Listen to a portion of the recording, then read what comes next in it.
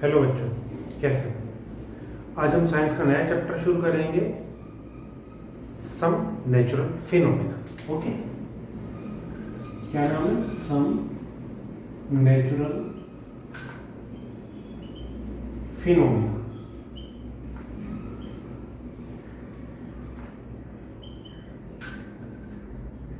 सम natural phenomena. इस chapter में हम पढ़ेंगे दो चीजें, लाइटनिंग और earthquakes. Both are destructive things. Lightning भी डिस्ट्रक्टिव है और अर्थक्वेक भी डिस्ट्रक्टिव है। इस चैप्टर में हम पढ़ेंगे लाइटनिंग कैसे होती है, इसके क्या क्या कॉजेज हैं, इससे बचा कैसे जा सकता है, इसके इफेक्ट को मिनिमाइज कैसे किया जा सकता है, हमें क्या क्या प्रिकॉशन लेनी चाहिए, और अर्थक्वेक क्या होता है, किस वजह से अर्थक्वेक होता है, कौन कौन से एरियाज हैं जिसमें अर्थक्वेक ज़्यादा पॉसिबिलिटी आने की, अर्थक्वेक से बचने के क्या क्या हमारे पास रास्ते हैं, इसके इफेक्ट को कैसे हम मिनिमाइज कर सकते हैं, अपने आप को कैसे सेफ रख सकते हैं। तो इस चैप्टर में हम ये सब पढ़ेंगे, सम नेचुरल फिनोमेना। क्योंकि बोथ आर नेचुरल थिंग्स, इसलिए इस चैप्टर का नाम है सम नेचुरल फिनोमेना। तो हम शुरू करते हैं लाइटनिंग से।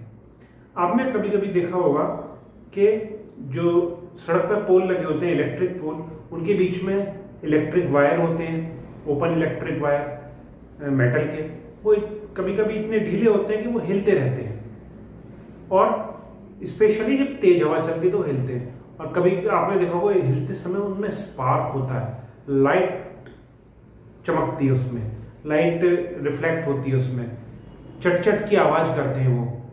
या कभी आपने देखा होगा, कभी घर में आप प्लग लगा रहे हो या आपके फादर मदर किसी इंस्ट्रूमेंट का प्लग इन कर रहे हैं, किसी इंस्ट्रूमेंट को प्लग इन कर रहे हैं, तो चट की आवाज आती है सॉकेट से, चट की आवाज आती है, चिंगारी दिखाई देती है, उसे कहते हैं स्पार्क। क्या बोलते हैं उसे? स्पार्क बोलते हैं। सेम यही चीज अप्लाई होती है लाइटनिंग पे।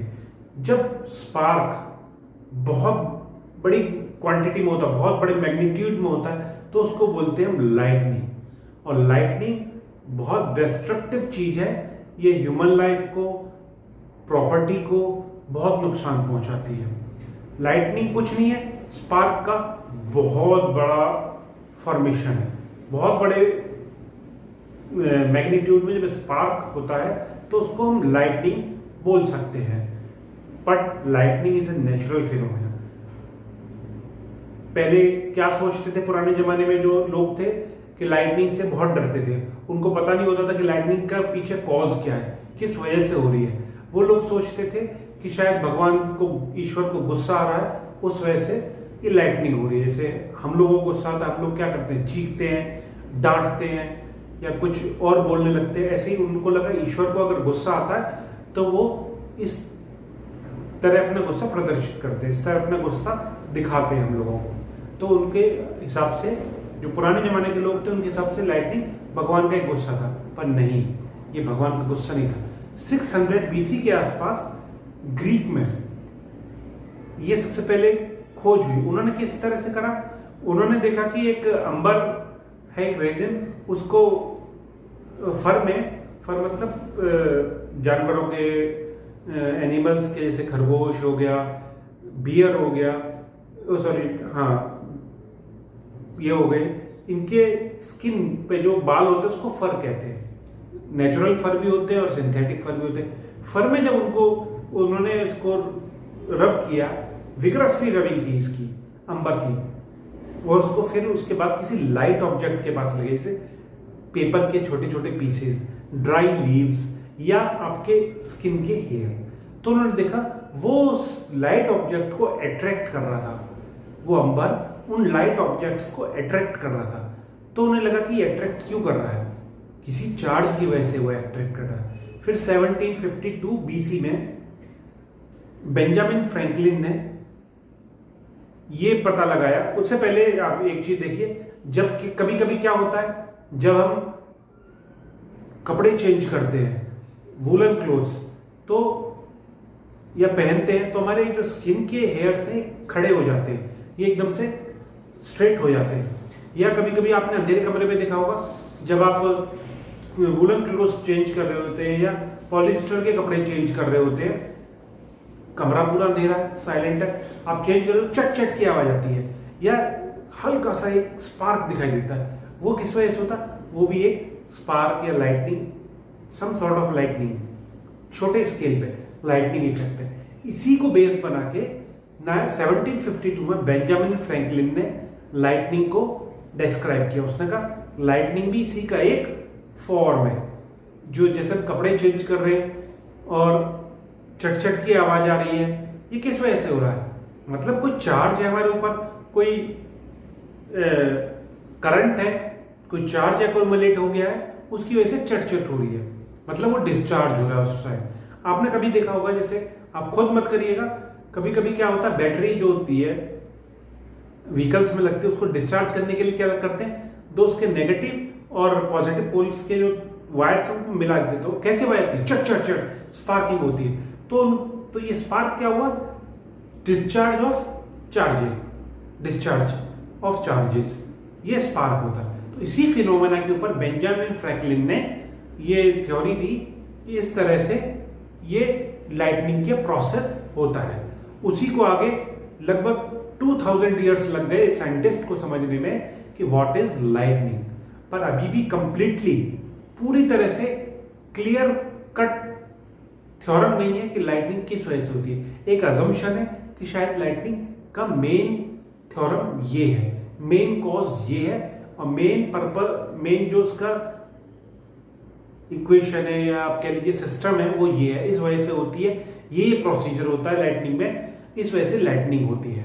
तो और वो एक तरह से लगभग सही भी है, क्योंकि कुछ चीजें थ्योरम पे चलती है, एजम्पशंस पे चलती है, उसको हम ऑब्जर्व कर सकते हैं, सिर्फ कैलकुलेट या प्रैक्टिकल उसमें हम ला नहीं सकते। अब ये है लाइटनिंग का प्रोसेस। अब मैं आपको बताता हूँ लाइटनिंग होती क्यों है, क्या होती है। ओके, आपने देखा होगा, आप कभी घर पर करके देखिएगा, एक कॉम्ब लीजिए, कंघा लीजिए बाल काटने वाला, और आप ड्राई हेयर में, ड्राई मतलब विदाउट ऑयल एंड वेट नहीं होनी चाहिए, गीले नहीं होनी चाहिए, ड्राई हेयर में उसको अच्छी तरह से रब करिए, विग्रसली रब करिए इस तरह से, और उसको अपनी स्किन के पास लाके कांटेक्ट में ले लेना है, और इसके जो जिस एंड को आपने रब किया है हेयर के साथ, उसको टच नहीं करना है। आप विग्रसली रब करिए हेयर के साथ और इसको स्किन के पास लाइए, बस इतना दूर। आप देखेंगे कि आपके जो हाथ के बाल है, हेयर है, वो एकदम स्ट्रेट हो जाते हैं, इस तरह से हो जाते हैं आपकी हेयर, इस तरह से खड़े हो जाते हैं। या कभी आप पेन की रिफिल को देखिए, पेन की रिफिल निकालिए, उसको विग्रसली रब करिए और उसको हाथ के पास लाके देखिए, आपके हेयर स्ट्रेट हो जाएंगे।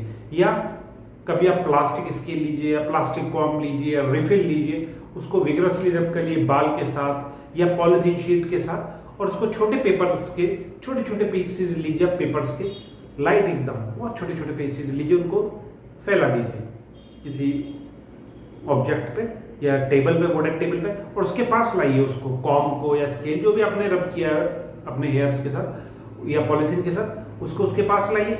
आप क्या देखोगे, वो पीसेस के पेपर अट्रैक्ट होने लगते हैं, उसकी तरफ अट्रैक्ट होने लगते हैं, स्केल या जो कॉम्ब जो भी आपने ऑब्जेक्ट लिया उसकी तरफ अट्रैक्ट होने लगते हैं। तो ये क्या कहलाता है, कॉम्ब या ग्लास रॉड। ग्लास रॉड तो नहीं, आप सिर के साथ रगड़िएगा, रबिंग कीजिएगा। ग्लास रॉड हो गई, आपका कॉम्ब हो गया, प्लास्टिक स्केल हो गया, इस जो पूरा एक्सपेरिमेंट है, या पेन की रिफिल हो गई। जब आप बाल से रबिंग करते हैं और उनको लाते हैं, तो इनमें एक चार्ज, इलेक्ट्रिक चार्ज एक्युमुलेट हो जाता है, इलेक्ट्रिक चार्ज इसमें आ जाता है, और ये कहलाते हैं चार्ज्ड ऑब्जेक्ट्स। क्यों? क्योंकि दूसरे को अट्रैक्ट कर रहे हैं, दूसरे लाइटर ऑब्जेक्ट्स को अट्रैक्ट करते हैं। और अगर इनमें चार्ज एक्युमुलेट हुआ है, तो जिस चीज से हमने इनकी रबिंग करी है, सपोज बालों से रब किया है या पॉलिथीन शीट से रब किया है या फर से रब किया है, तो उनमें भी उतना ही चार्ज एक्युमुलेट हो जाता है। आपने सपोज कीजिए पेन कॉम्ब है, इसको रब किया बालों से, इसमें जितना चार्ज एक्युमुलेट हुआ है, सेम उतना ही चार्ज आपके बालों में भी एक्युमुलेट हो गया है। Okay, it is clear? ठीक है, अब आगे चलते हैं। आप कभी एक दो एक्सपेरिमेंट करके देखिए, जैसे दो बलून लीजिए, उनको फुलाइए, उनमें हवा भरिए, उनको दोनों को सेम को हैंग कीजिए एक धागे के साथ इतना डिस्टेंस रहे दोनों में, दोनों थोड़े से इतना थोड़ी थोड़ी दूर रहे, एक दूसरे से टच ना होने पाए।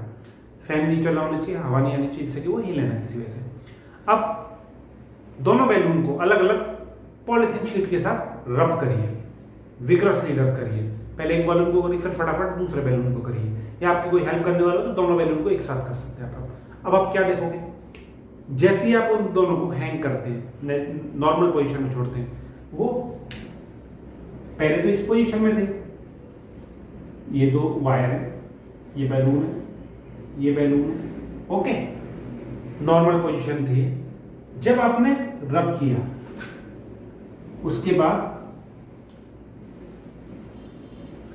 इनकी पोजीशन हो गई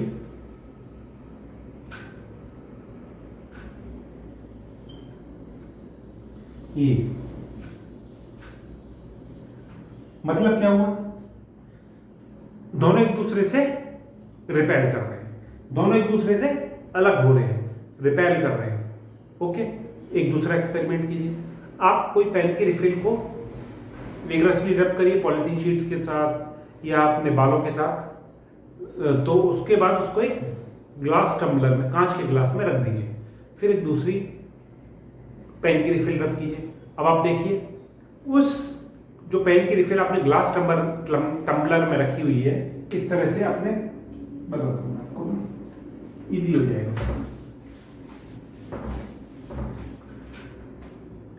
ये आपने ग्लास में एक पेन की रिफिल रख दी, ओके, विग्रसली रब किया बालों के साथ या प्लास्टिक शीट्स के साथ, इसको रख दिया ग्लास में।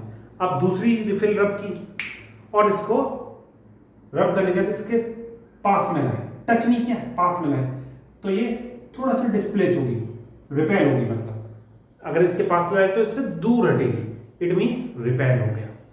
रिपेल क्यों हुआ, हम जानते हैं, पिछली क्लासेस में हमने पढ़ा है, सेम चार्जेस एक दूसरे को रिपेल करते हैं। इट मींस कि बैलून्स जो हमने पहले फर्स्ट एक्सपेरिमेंट में लिए थे, दोनों को सेम चीज से हमने रब किया था, दोनों रिपेल हुए, ओके। अब हमने रिफिल ली, पेन की रिफिल, दोनों को सेम चीज से, ऑब्जेक्ट से रब किया, दोनों रिपेल हो गई, दोनों को जब हम पास लाए तो रिपेल हो गई। इट मींस बैलून्स में, दोनों बैलून्स में और दोनों रिफिल्स में, दोनों को हमने सेम ऑब्जेक्ट से रगड़ा है। अगर उसको हमने पॉलिथीन से रगड़ा था और इसको हमने सपोज करिए इसको हेयर से रख दिया, और जो बलून था उसको किया है पॉलिथीन रब,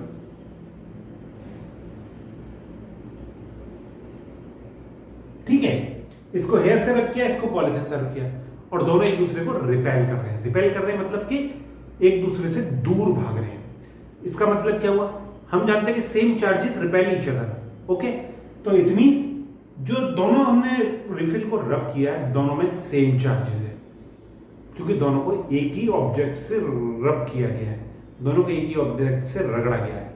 और ये क्या है, पॉलिथीन शीट से दोनों को रब किया बलून्स को, और दोनों रिपेल कर रहे हैं, इट मींस दोनों में पॉजिटिव, दोनों में सेम इलेक्ट्रिक चार्ज है, accumulation of same electric charge in both the balloons and accumulation of same electric charge in both the refills, okay, दोनों में सेम चार्ज है, दोनों एक दूसरे से रिपेल कर रहे हैं। अब इस ऑब्जेक्ट, इस एक्सपेरिमेंट को रिवर्स कर दीजिए, पलट दीजिए, रिवर्स मतलब पलट दीजिए। अब इसमें क्या है, ये हेयर से रब की हमने, और ये हमने रब किया है, यहां पे एक बैलून टांग दो, बस बैलून था पॉलिथीन से रबा, एक बैलून टांग दिया, पॉलिथीन रब, ठीक है, पॉलिथीन से रब करके टांग दिया। अब हम रिफिल लेके उसको बालों से रब करते हैं और इसके पास लाते हैं रिफिल को। हम क्या देखते हैं, ये दोनों एक दूसरे को अट्रैक्ट कर रहे हैं, अट्रैक्ट कर रहे हैं, इट मींस दोनों पे डिफरेंट चार्ज एक्यूमुलेट हुआ है। जब दोनों पे चार्ज एक्यूमुलेट हुआ है, सेम चार्ज है, मतलब दोनों एक दूसरे को अट्रैक्ट कर रहे हैं, इट मींस दोनों पे सेम चार्ज एक्यूमुलेट हुआ है। इट मींस कि जो हमने एक चीज को पॉलिथीन से रगड़ा, रब किया, और दूसरे को हेयर से रब किया, तो दोनों पे सेम डिफरेंट चार्ज एक्यूमुलेट हुआ है। इट मींस अगर एक ने नेगेटिव चार्ज एक्यूमुलेट किया है तो दूसरे ने पॉजिटिव एक्यूमुलेट किया है। ओके, क्या 3 चीज निकल के आई? Balloons rubbed with same object repel each other, refills rubbed with same object repel each other, but when balloon and refill rubbed with different objects attract each other. It means balloon and refill both have opposite charges accumulated. Okay, both have opposite accumulated charges, दोनों पे opposite charges accumulate हुआ है. Is it clear? Okay, पुराने जमाने से क्या धारणा थी, क्या ऐसा मानना था, एक उसको कन्वेंशन कह लीजिए कि ग्लास रॉड को अगर सिल्क मतलब रेशम, सिल्क से रब किया जाए तो वो पॉजिटिवली चार्ज्ड हो जाती है. अगर ग्लास रॉड को सिल्क से रब किया जाए तो वो पॉजिटिवली चार्ज रॉड हो जाती है. इट मीन्स कि उस पर पॉजिटिव चार्ज एक्यूमुलेट हो जाता है. और एक एक्सपेरिमेंट किया गया कि अगर रिफिल को हम पॉलिथीन शीट से रब करते हैं, तो उस जो सिल्क से ग्लास रॉड रब की गई है वो उस पॉलिथीन शीट से रब की हुई रिफिल को अट्रैक्ट करती है. इट मींस के रिफिल पे कौन सा चार्ज आया? अगर ग्लास रॉड पे पॉजिटिव था और ग्लास रॉड और रिफिल एक दूसरे को अट्रैक्ट कर रही है तो रिफिल पे नेगेटिव चार्ज आया. क्लियर? मतलब रिफिल नेगेटिवली चार्ज्ड है, नेगेटिव चार्ज ऑब्जेक्ट है. ओके, जो इलेक्ट्रिक चार्ज होता है, रबिंग से जो इलेक्ट्रिक चार्ज होता है वो स्टैटिक होता है, वो अपने आप मूव नहीं करता. अगर वो मूव करेगा तो वो इलेक्ट्रिक करंट बन जाएगा. इलेक्ट्रिक करंट क्या है? Moving of charges. जो चार्जेस होते हैं, पॉजिटिव चार्ज या negative charge, moving of charges is called electric current. तो जो ये रबिंग से जो इलेक्ट्रिक चार्ज एक्यूमुलेट होता है, जैसे बैलून पे हुआ, कॉम पे हुआ, प्लास्टिक स्केल पे हुआ, ग्लास रॉड पे हुआ, ये स्टैटिक होता है, ये अपने आप मूव नहीं करता है.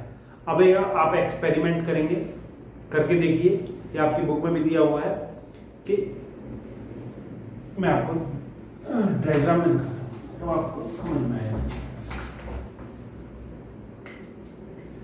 एक आपने ग्लास का कंटेनर ले लिया, कोई भी कंटेनर हो आपके घर में, ग्लास का एक कंटेनर लिया, उसको हमने एक हार्ड शीट से, हार्ड पेपर शीट या कार्डबोर्ड से कवर कर दिया. कवर किया तो इसमें एक बीच में बहुत छोटा सा छेद होना चाहिए. और ये जो पेपर क्लिप होती है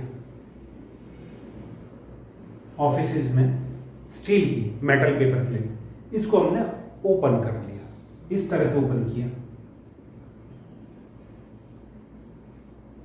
ये इस तरह से हो जाए, इस तरह से हो जाए या इस तरह से हो जाए, ये हमने पेपर क्लिप को ओपन कर लिया और इसमें से होके नीचे टांग दिया. ओके, और ये इस तरह से होनी चाहिए, थोड़ा इस तरह से नहीं होगी तो ये इसमें से नीचे गिर जाएगी. ठीक है, इसको हमने टांग दिया, बल्कि और इसको थोड़ा टेढ़ा सा करके टांगो जिससे कि ये नीचे न जाए.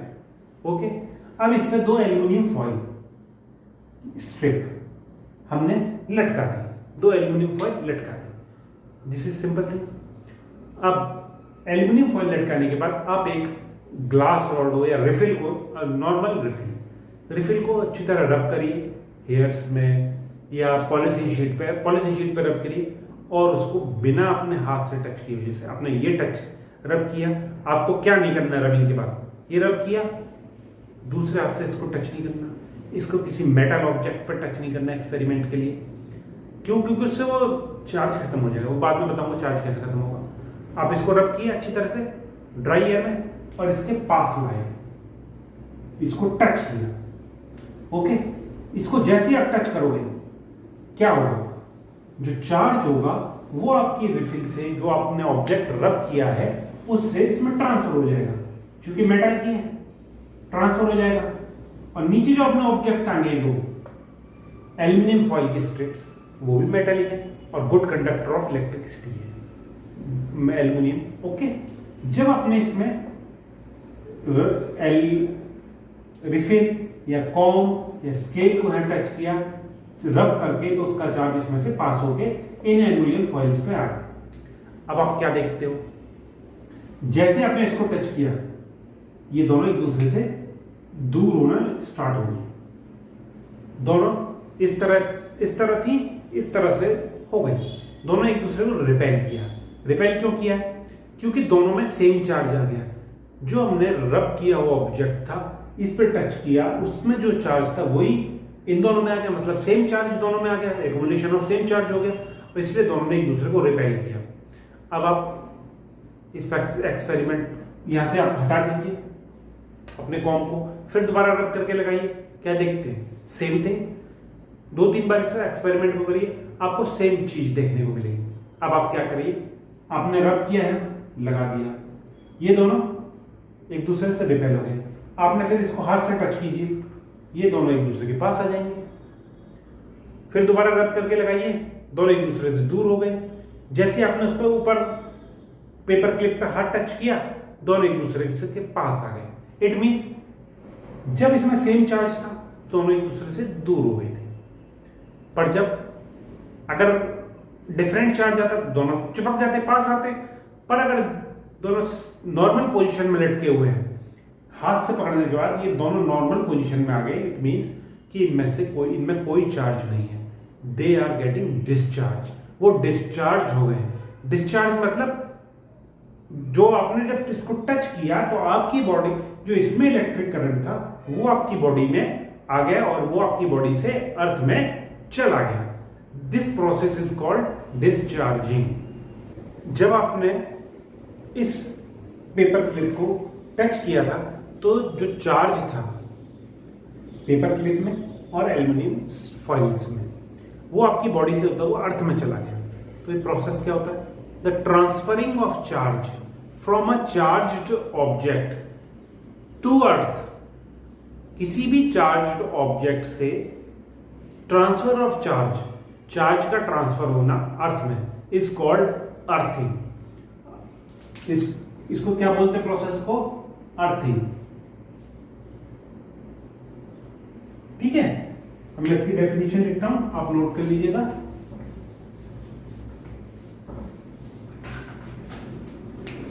अर्थिंग किसे कहते हैं?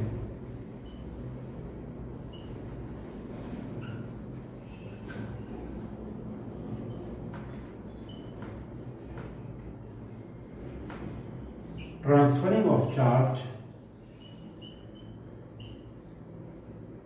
From A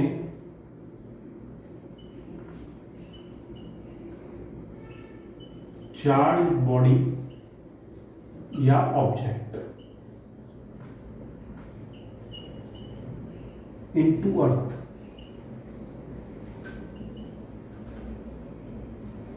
is called earthing. उसे अर्थिंग कहते हैं। और ये अर्थिंग आपने बड़ी बड़ी बिल्डिंग्स में देखा होगा, मेटल स्ट्रिप्स लगा के अर्थिंग करते हैं।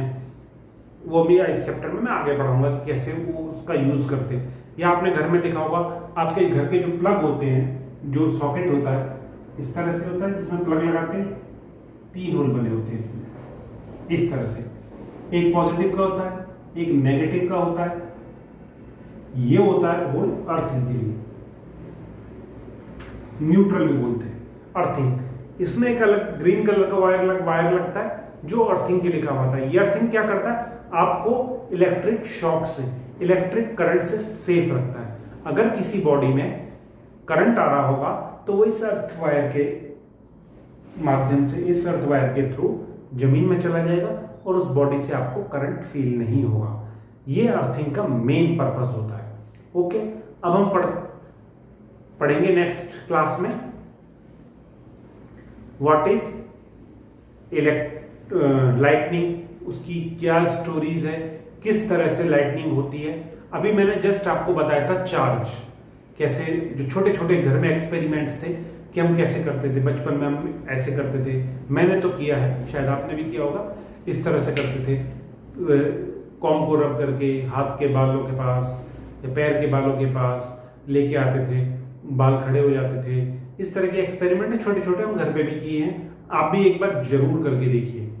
और अर्थिंग क्या होती है, ट्रांसफर ऑफ चार्ज क्या होता है, जो रबिंग से चार्ज जनरेट होता है वो स्टैटिक होता है, ये सब मैंने अभी आपको इस चैप्टर में पढ़ाया। अब हम नेक्स्ट चैप्टर में पढ़ेंगे lightning, complete lightning, all about lightning. तो ठीक है, अब ऐसे आपको लर्न करिए, इसको अच्छी तरह समझिए, एक दो बार चैप्टर को पढ़िए, आपको बहुत आराम से समझ में आ जाएगा। एक दो एक्सपेरिमेंट करके देखेंगे तो और इजी हो जाएगा जब पढ़ना। ठीक है, मिलते हैं हम नेक्स्ट क्लास में, तब तक के लिए शायद टाटा, सी यू, गुड बाय।